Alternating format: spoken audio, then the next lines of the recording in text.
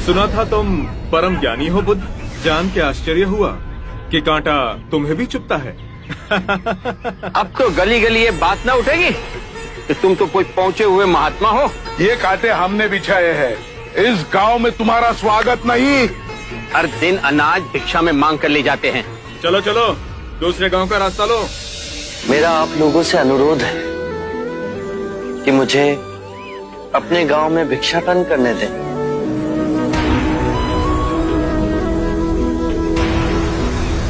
ठीक है, भिक्षा चाहिए तो दे अपने रक्त की आहुति।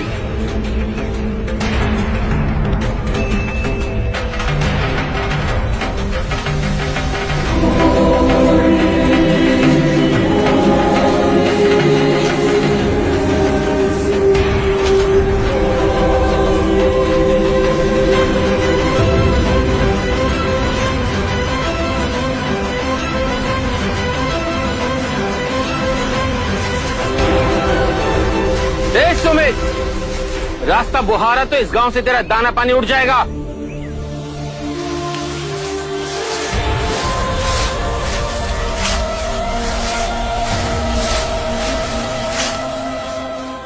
आप गांव में प्रवेश कीजिए। इन मुट्ठी भर लोगों से कई अधिक लोग आपको भिक्षा देने के लिए आतुर हैं।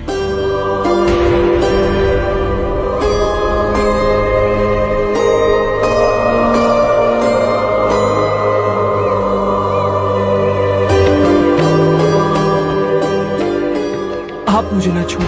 हाँ? नहीं तो मेरी छाया भी पड़ी, आप दूषित हो जाएंगे। क्यों दूषित हो जाऊंगा मैं? तुम भी हम सभी की तरह मनुष्य ही हो, और एक मनुष्य का स्पर्श दूसरे मनुष्य को कैसे दूषित कर सकता है? केवल लालच, घृणा, मोह, तृष्णा हम ही मनुष्य को दूषित करते हैं। और तुम जैसा मनुष्य जिसमें इतना प्यार भरा हो, वो केवल दूसरों को सुख ही दे सकता है, दुख नहीं। कैसे महात्मा हो तुम? तुम्हें तो जाति वर्ण का ज्ञान भी नहीं है। चोला पहने कोई सन्यासी नहीं होता। अरे पाखंडी हो तुम, पाखंडी। जो मानव से उसकी मानवता को छीनता है, पाखंडी वो होता है। यदि मुझे पाखंडी कहे आप सभी को संतोष मिलता है तो ये उचित है, परंतु इस मनुष्य में भी हमारी तरह प्राण बसे। इसे नीचा कहे, इसका तिरस्कार करना सबसे बड़ा पाखंड है। यदि जानते नहीं हो तो मैं बता दूं, ये धर्मशास्त्र है। पाखंड कैसे हुआ? जिस मिट्टी से सारी मानवता का सृजन हुआ, उसी से इसका भी हुआ। मानव और मानव में भेद कर आप सृजनकर्ता पर कीचड़ उछाल रहे हैं। यदि हम आकाश में कीचड़ उछालेंगे तो आकाश तो ऊंचा ही रहेगा, परंतु कीचड़ वापस हमारे ऊपर ही गिरेगा। आकाश ने तो भेद नहीं किया, वो हम सभी को एक पिता समान ढके हुए है। ये धरती धान उपजती है, इसने हमारे साथ भेदभाव नहीं किया। ये हवा हम सभी के लिए समान बहती है। पानी हर प्यासे की तृष्णा को बुझाता है। जब प्रकृति भेदभाव नहीं करती तो हम मनुष्य में भेदभाव क्यों करते हैं? यदि ऐसा है तो इसे संघ में भिक्षु क्यों नहीं बनाते? बहुत अच्छा सुझाव दिया आपने। सुनीत, क्या तुम भिक्षु बनना चाहोगे? मैं अछूत, आप जैसे महात्मा का भिक्षु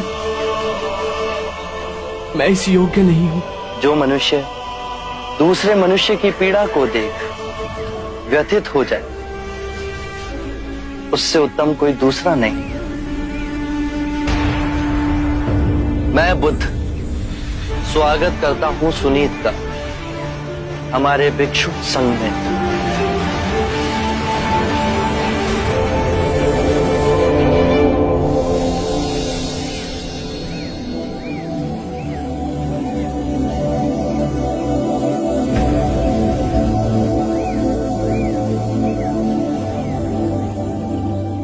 सारा जीवन किसी ने दया के दो शब्द ना कहे मुझसे, और आज इतनी करुणा बरसी है।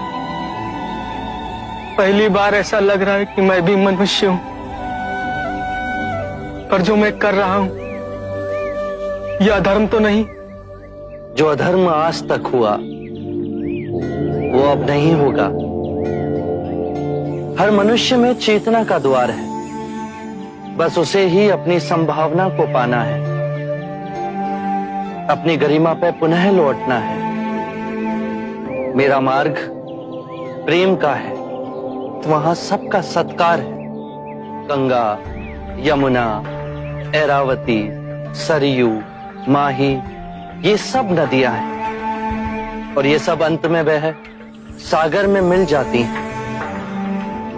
वहां उनका ना भेद होता है, ना ही नाम। उसी प्रकार जिस भी मनुष्य ने अपना गृह त्याग कर सत्य के पथ पर चलने का निश्चय किया, चाहे वो ब्राह्मण हो या क्षत्रिय, वैश्य या शूद्र ही क्यों ना हो, उसी महासागर में विलीन हो जाते हैं।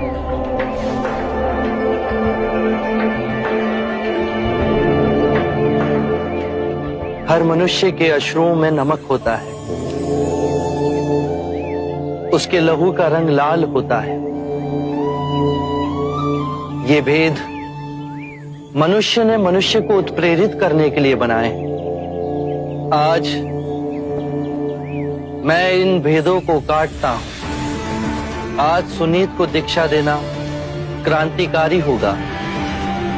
हम पर बहुत से संकट आएंगे, हमें और तिरस्कृत किया जाएगा, पर सत्य आने वाली आंधी के सामने अडिग रहेगा।